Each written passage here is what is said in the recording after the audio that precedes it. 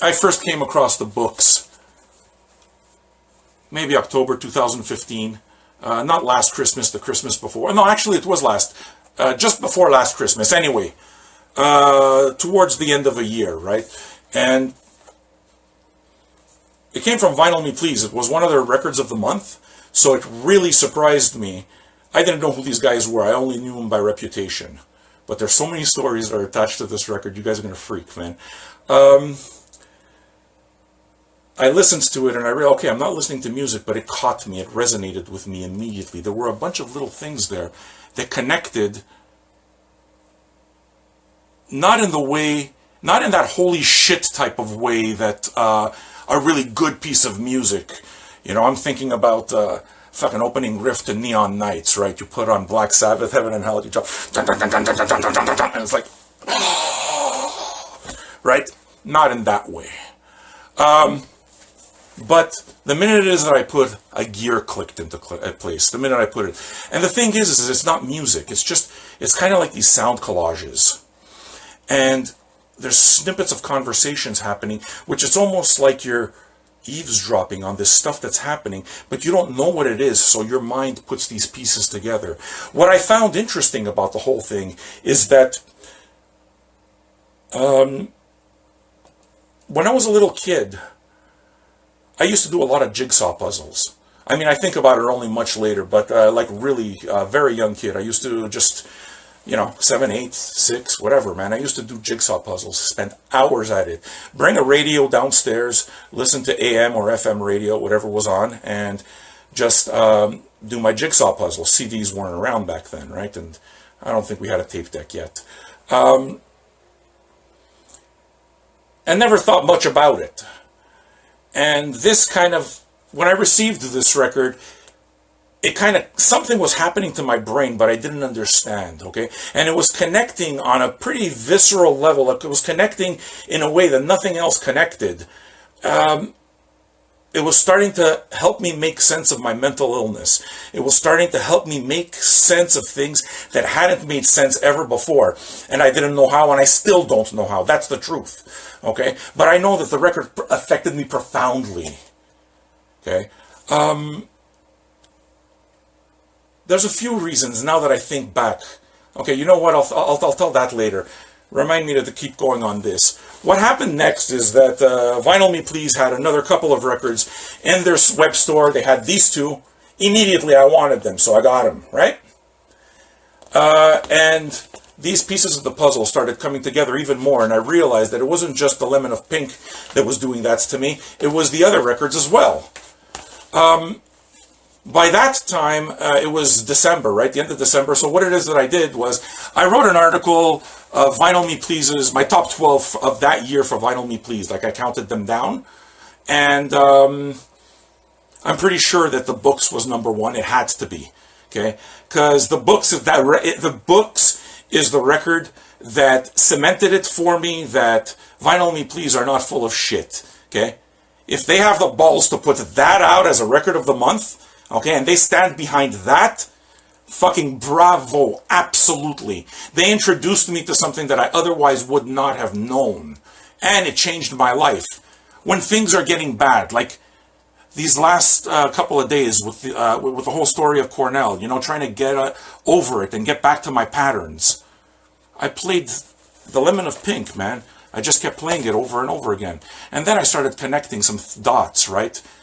Anyway, I'll get back to that part as well. So what wound up happening is I wrote this top 12, right? To which the Lemon of Pink was number one.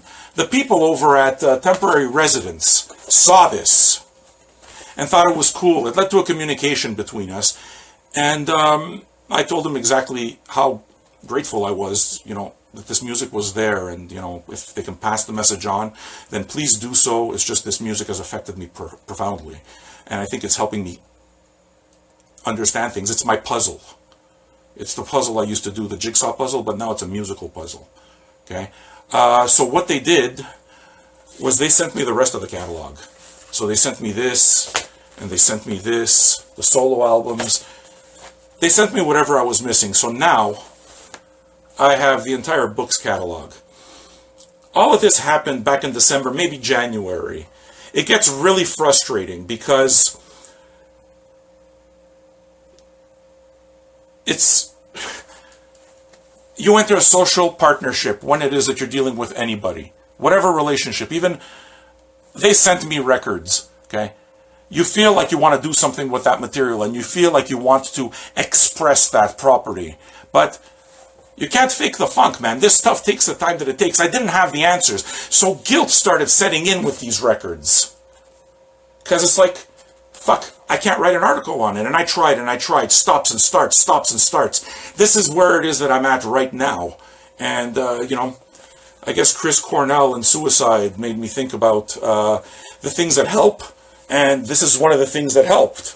Now, this many months later is when I'm doing this, right?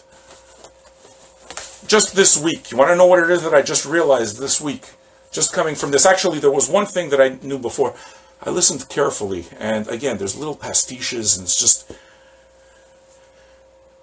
It's pretty amazing. I wouldn't suggest it to anybody who's looking for just music. But if you're looking for some... just a really good art piece in your collection that'll...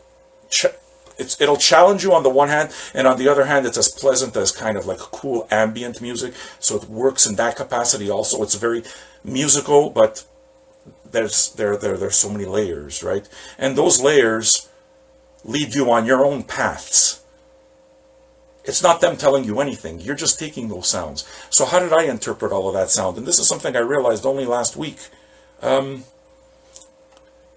They speak in a variety, the vocal clips are in a variety of different languages, Japanese and English and Italian. I'm of Italian extraction. My family came over from Naples. My father came here in Montreal in '64. So I'm Italian.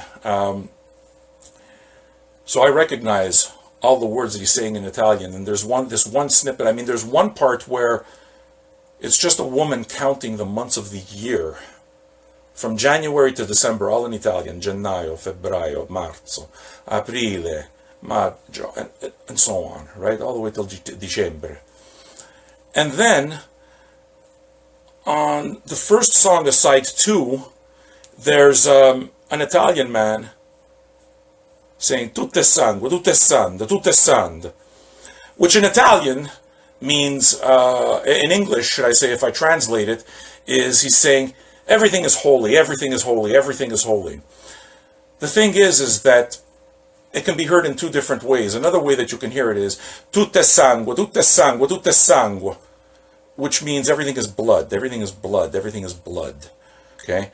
And in this little clip, he's talking to his children. He's saying, tutte sangue, everything in the world is blood, or everything in the world is sacred, my children. Never forget that.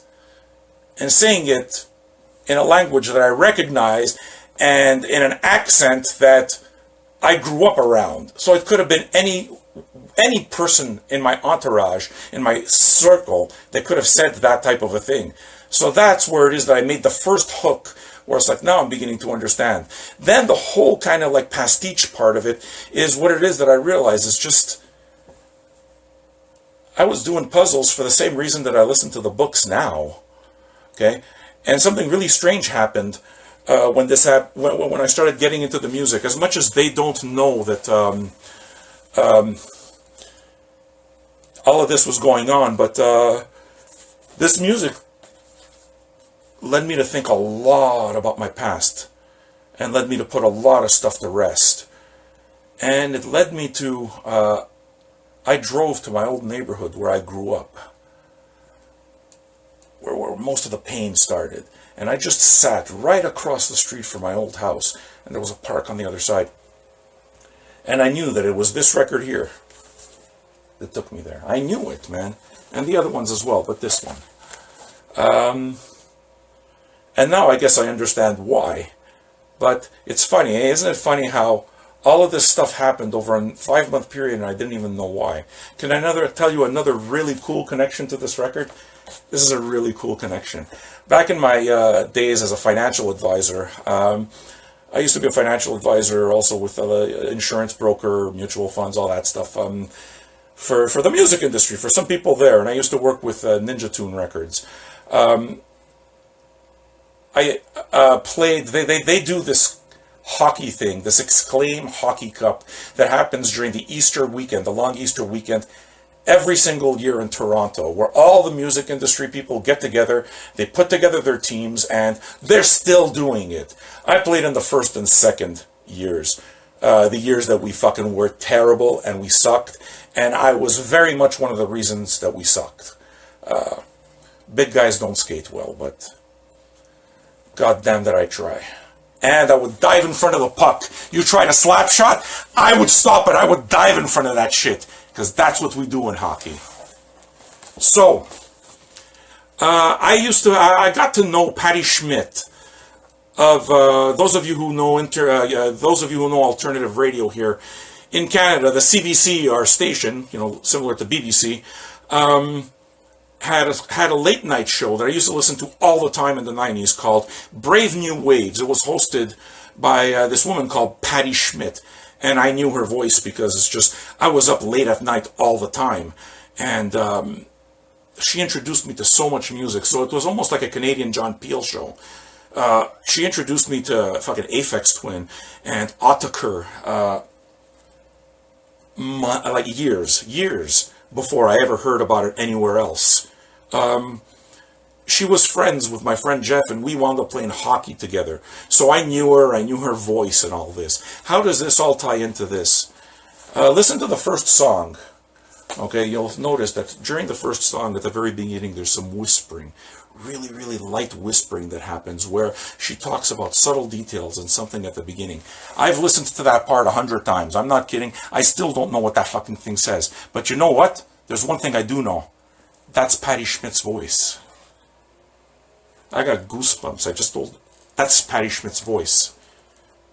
That's another reason why this record resonated. Because the late night listening was because I couldn't sleep. It was sleepless nights. So I would listen to Patty Schmidt's voice, and it was pretty kind of soothing, and her music was kind of weird. And, she's still in the music industry.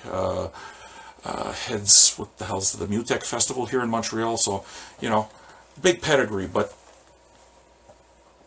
her voice and her soundtrack is what it is, a soundtrack of many a sleepless night. So that's the other connection to the Lemon of Pink. So now it all of a sudden makes sense. These records, all of them, but this one specifically, helped me get to where I am right now, where I'm doing a video like this, even with all the mistakes, okay, but just doing my life's passion, because it allowed me to revisit and put the puzzle pieces of the past together and move on from it. And it's going to keep doing that, I know.